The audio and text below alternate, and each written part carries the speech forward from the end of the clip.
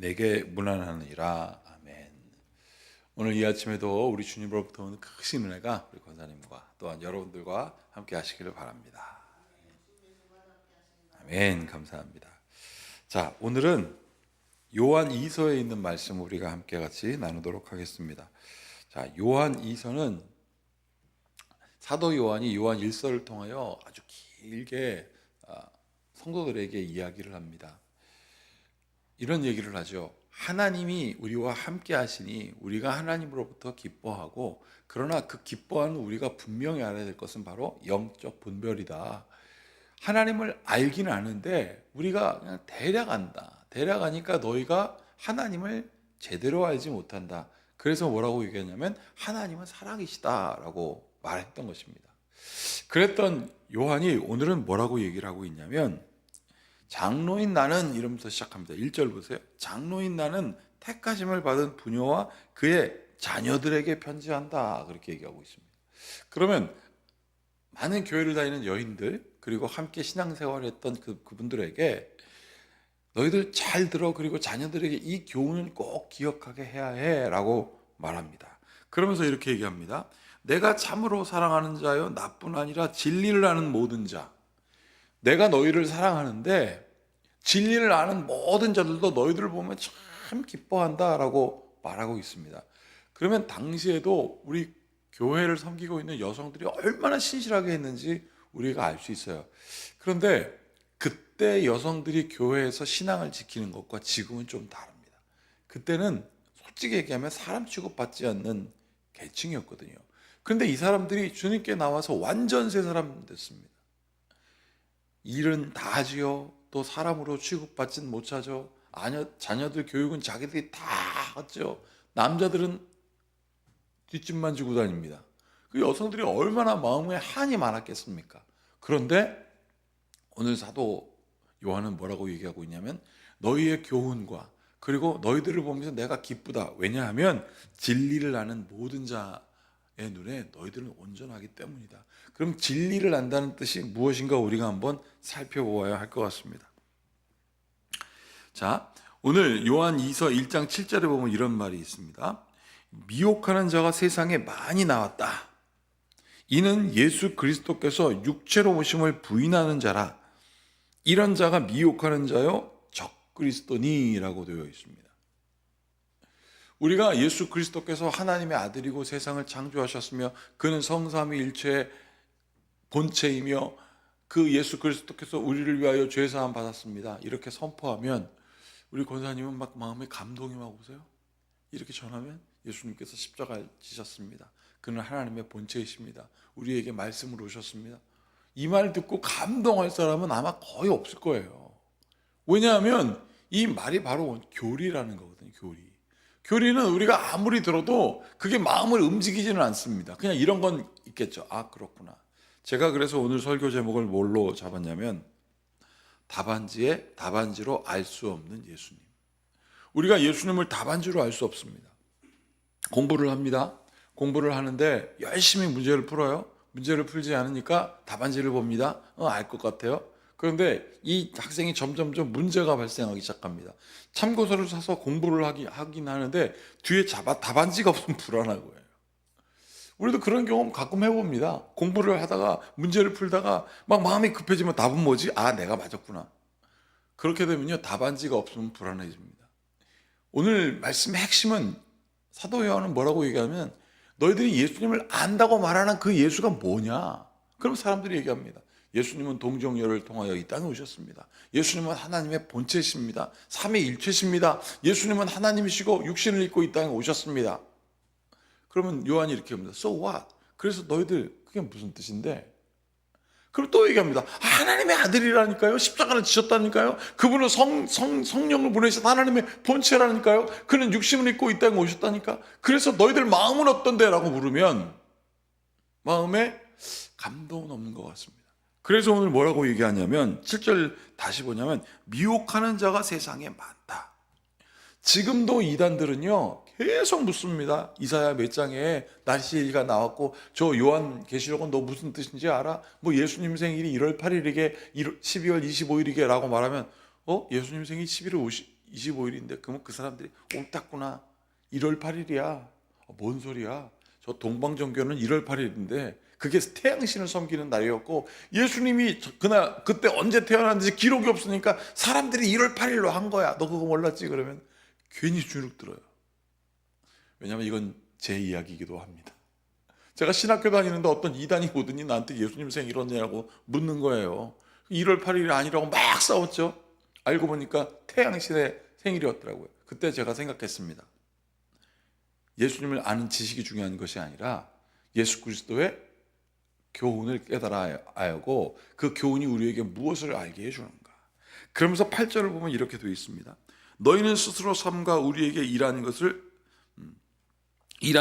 잃지 말고, 여기 뭐라고 되어 있습니까? 오직 온전한 상을 받으라 라고 되어 있습니다. 예수님이 하나님의 육신이 아니라는 것을 부인하는 자는 적그리스도다라고 오늘 요한은 왜 강조하고 있냐면 예수님께서 이 땅에 육신을 갖고 온 이유가 무엇이냐. 근데 너희는 육신을 갖고 왔다라는 것을 말하긴 하지만 그것을 인정하지는 않는다. 이것을 마음 가운데 부정한다라고 말합니다. 그게 바로 9절에 있는 내용입니다. 지나쳐 그리스도의 교훈 안에 거하지 아니하는 자는 다 하나님을 모시지 못하되 교훈 안에 거하는 그 사람은 아버지와 아들을 모시느니라. 그러면 예수 그리스도의 교훈을 알았습니다. 예수 그리스도의 은혜를 깨달았습니다. 그러면 예수 그리스도의 교훈을 모신다는 뜻이 무엇인지 우리가 잘 알았으면 좋겠어요. 교회를 다니면서요, 사람들이 목적을 갖고 교회 오는 사람들이 많아지기 시작했습니다. 예전에 거의 한 15년, 20년 전에 저 강남에 있는 큰 교회에서 구역을 나눴습니다. 어떻게 나눴냐면 우리는 지역별로 나눈다든지 뭐 이렇게 하는데 거기는 직업별로 나눴어요.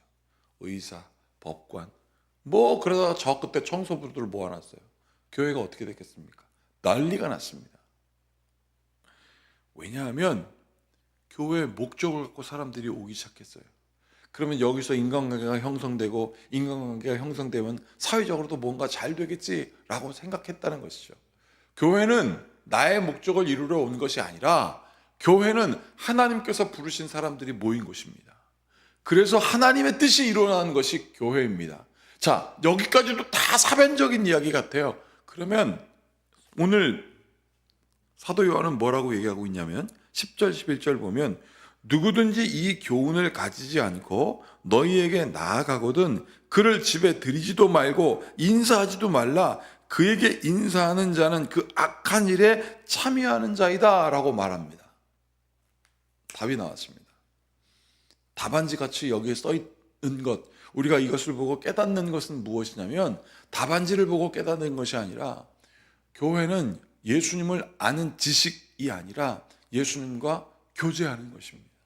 예수님과 인격적으로 교제하는 거예요. 그 인격적으로 교제하는 그 핵심이 바로 세례였고 그 인격적인 만남이 있을 때 우리 마음 가운데 예수님이 믿어져요. 사랑하는 사람들이 만나고 교제하고 손을 잡고 울고 안고 저 사람이 누군지 알아야지. 안신광이라는 이름을 가지고 어떻게 저 사람의 마음 가운데 감동을 주겠습니까? 그와 함께 교제하고 나누고 함께 울고 예수님께서 이 땅에 육신을 갖고 온 이유는 바로 무엇이냐면 우리와 교제하기 위해서 그랬던 것입니다. 그런데 오늘 여기 뭐라고 되어 있어요? 너희가 예수님의 육신을 부정하는 자들은 다 적그리스도라 그랬습니다. 하나님과 교제하지 않고 그냥 지식적으로 하나님을 안다는 걸 가지고 그게 어떻게 구원에 이룰 수 있느냐. 예수님은 권사님을 만지시고요, 나를 만지시고요, 여러분들을 만지십니다.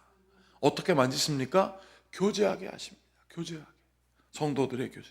그래서 12절 13절에 이렇게 되어 있습니다.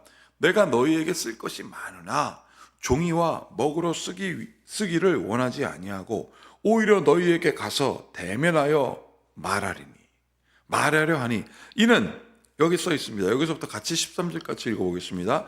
너희 기쁨을 충만하게 하려 함이라 택하심을 받은 내 자매의 자녀들이 내게 문안하니라. 아멘. 하나님께서 택하신 자들 그리고 그들이 함께 만나고 그들이 교제할 때 예수님의 이름 안에 있음을 확인할 수 있게 된다고 요한은 우리에게 전하고 있습니다. 나는 우리 큰빛교회가 그리스도 안에 완전한 교제를 누리기를 축복합니다. 지난 성탄절에 우리 이현준 집사님 간증 들었고 또 우리 예준이 예인이가 이 좁은 무대에서 태권도도 하고 뭐 그런 걸 보면서 우리가 막 그냥 즐거워하고 좋아하는 이유는 그리스도 안에 있었기 때문에 그래요. 알고 보면 세상에 나가서 그냥 하교해야 하는 것과 다를 바도 없을 것입니다. 그러나 이 안에 교제하고 이 안에 감동하는 것은, 우리가 서로 아끼지 않고 나눌 수 있는 것은 예수님 때문입니다. 그 예수님은 답안지에 있지 않습니다. 예수님은 우리의 삶 속에 있습니다. 그래서 서로를 위하여 기도하고 서로를 위하여 중보하고 서로 위로하는 은혜가 더욱더 풍성해지는 우리 금빛교회와 또 여러분들의 삶이 되기를 축복합니다. 함께 같이 기도하겠습니다. 참으로 고맙고 감사하신 주님, 구약에 있었던 수많은 예언의 대답은 신약이었습니다. 그런데 그것은 글로 끝난 것이 아니라 예수님 그분이 오셨습니다. 예수님이 오셔서 우리와 교제하시고 우리와 함께 나누시며 우리와 함께 눈물 흘리시고 기뻐하시며 음식을 떼고 나누었던 그 모든 교제 없이 어떻게 우리가 예수님을 피부로 느끼며 알 수 있다고 하겠습니까?